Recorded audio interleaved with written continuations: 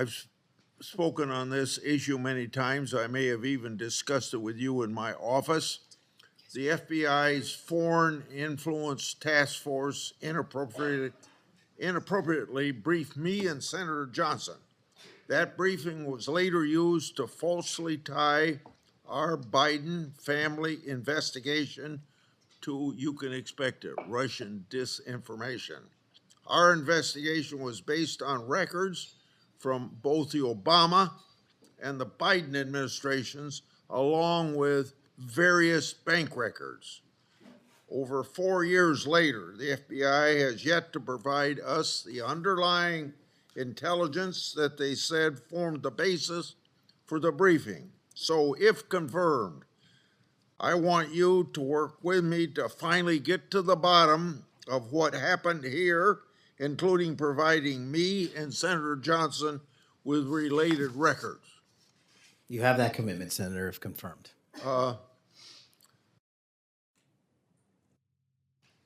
Defund the police movement and other anti-law enforcement rhetoric has reduced morale among law enforcement, and maybe some of that's carried over to the FBI. I don't know. But what will you do at the FBI to help improve morale and increase retention of the brave men and women serving at the FBI or in law enforcement generally?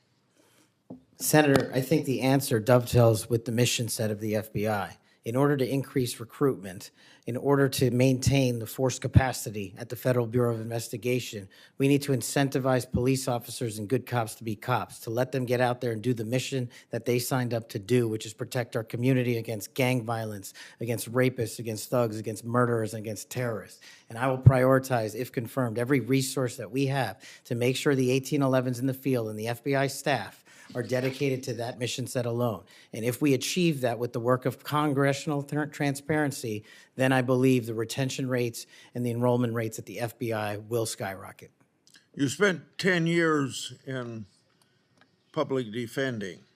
What's the biggest lesson you took away from that experience? The awesome powers of the United States government when bearing down against an individual charged with some very serious crimes, some heinous crimes.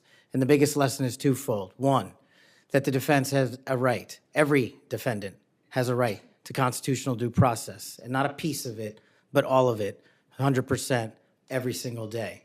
And on the other side, there needs to be a measured action that follows constitutional due process and doesn't violate the civil liberties of those that we are seeking to hold against violations of law. And that balance is one of the most important lessons I learned as both a public defender and a national security prosecutor at the Department of Justice.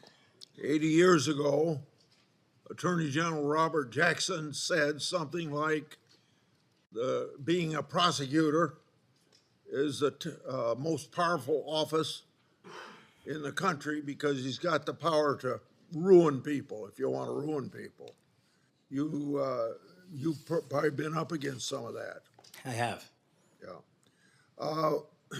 What you've mentioned, my time's up, I guess. Yes, it is. Oh, yeah. Okay. It's your turn. You finish your question.